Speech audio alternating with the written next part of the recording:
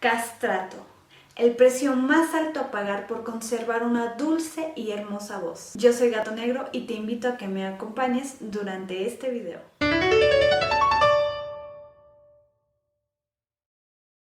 La castración se conoce desde tiempos inmemoriales y fue frecuentemente utilizada en ciertas culturas, como en Europa, Medio Oriente, India, África y China, por razones religiosas o sociales. La castración era una práctica común, a veces era todo el aparato genital o a veces solamente los testículos, con el objetivo de humillar al enemigo vencido, castigar prácticas homosexuales y violaciones o frenar las libidos desatadas. Pero la castración con fines artísticos se remonta al año 400 después de Cristo. Esta fecha es la que se considera como punto de origen de la castración, con la idea de fomentar voces delicadas como la de una mujer, pero con la presencia física de un hombre. Entonces, castrati es la denominación que se utiliza para referirse a un cantante que fue sometido de niño a una castración para conservar su voz aguda. La castración consistía en la destrucción del tejido testicular. Mediante esta intervención traumática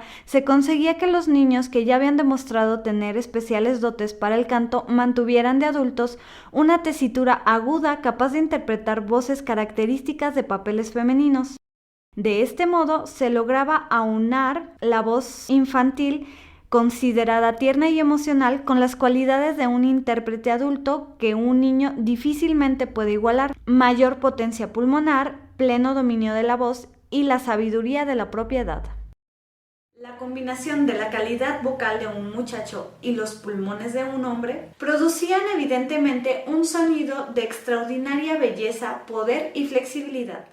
Los castrati representaron los papeles de héroes, guerreros y amantes durante 2 siglos. La mayoría de ellos tenía aproximadamente la misma tesitura de una mezzosoprano. La práctica de la castración de niños cantores existía desde la creación del Imperio Romano de Oriente en Constantinopla hacia el año 400 después de Cristo. La emperatriz romana, consorte de Oriente, tenía un coro cuyo maestro era un eunuco, lo que podría haber dado lugar a la creación y el uso de los castratis en los coros bizantinos. Hacia el siglo IX, los cantores eunucos eran bien conocidos, por lo menos en la Basílica de Santa Sofía. Y así permanecieron hasta el saqueo de Constantinopla por fuerzas occidentales de la Cuarta Cruzada en 1204. A partir de entonces, la práctica de cantores eunucos desapareció. Desde entonces hasta su reaparición en Italia, después de 300 años, no está totalmente claro. Parece probable que la tradición española de los sopranos falsetistas puede haber ocultado a los castrati. Durante el papado de Paulo IV se prohibía a las mujeres cantar en los templos católicos y surgió la necesidad de tener coros estrictamente varoniles. De esta forma se recurrió a la castración de varones adolescentes para que conservaran la voz característica de la niñez y pudieran cantar para prescindir de las mujeres. Como el propio Papa había prohibido la presencia de artistas o cantantes femeninas en las iglesias o escenarios, la moda de los castratis volvió a resurgir. Así que los niños eran operados entre los 8 y 12 años, normalmente por un barbero que los drogaba con opio para que sintieran menos el dolor de la incisión, y posteriormente comenzaba su formación musical. Los castrati tuvieron una gran popularidad y llegaron a cobrar enormes cantidades de dinero por sus actuaciones.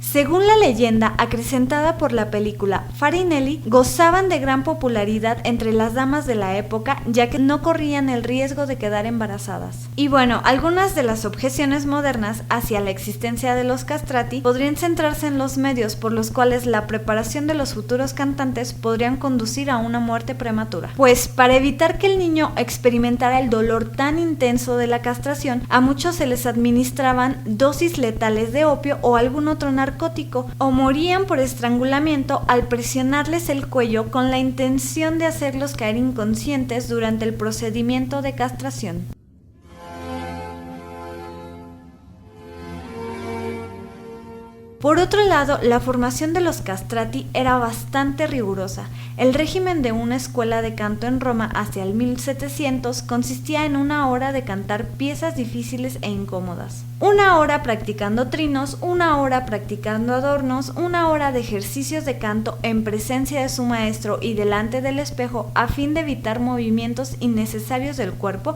o muecas faciales y una hora de estudio literario. Todo ello, además, antes del almuerzo. Después de media hora dedicaban una más a la teoría musical, otra a la escritura de contrapunto y una hora de dictado. Durante el resto del día, los jóvenes tenían que encontrar tiempo para practicar en el clave y componer música vocal.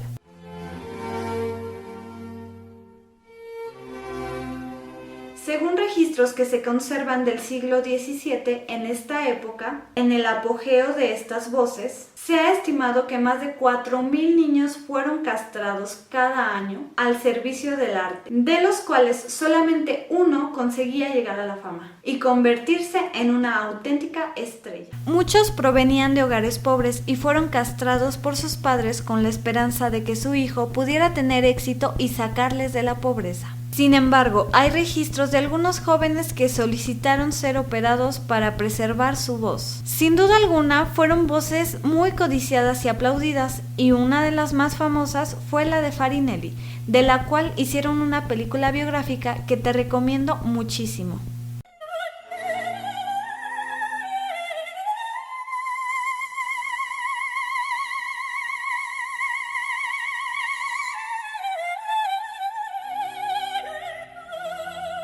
Y en el siglo XIX, los cambios en los gustos operísticos y en las actitudes sociales fueron el final de los castrati. Y el último grande fue Giovanni Battista Velluti, quien realizó la última función de ópera escrita para un castrato, El Cruzado en Egipto. Pero en teoría, Alessandro Moreschi es considerado como el último de los castratis en la música occidental. El cantante nació en Roma en el año de 1858. 12 años más tarde, en 1870, los ejércitos italianos terminaron con la soberanía temporal de la Iglesia y la castración de niños con fines artísticos se hizo oficialmente ilegal en Italia. Por consiguiente, cuando él estaba listo para comenzar con su educación vocal, era sumamente difícil encontrar a instructores en el empleo de una especie de voz que estaba ya casi extinta. Sin embargo, comenzó sus estudios en 1871 y en el año de 1883 entró al coro de la Capilla Sixtina como solista, pese a la prohibición oficial, amparándose en que su castración fue realizada antes de que la ley fuera promulgada. De Alessandro Moreschi nos ha quedado una grabación realizada en 1912. En ella se recogen 17 fragmentos musicales del cantante junto al coro de la Capilla Sixtina. La calidad de grabación, debido a los precarios medios con los que fue registrada y al paso del tiempo, es mala. No obstante, en ella se pueden apreciar cualidades de esta voz única que se convierte en el único registro que conserva el mundo.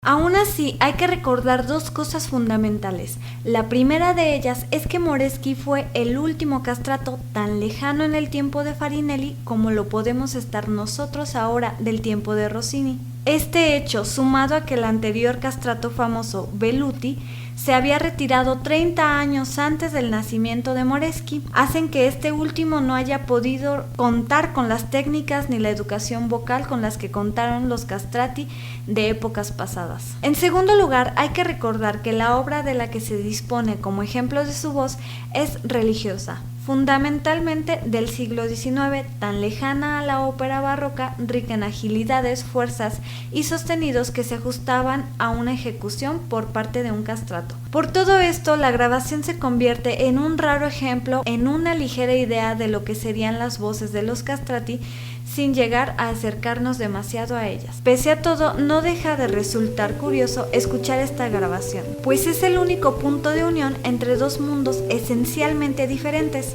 Por un lado, el último castrato, heredero de una larga tradición barroca, y un fonógrafo que marcará en buena medida la música en el mundo moderno.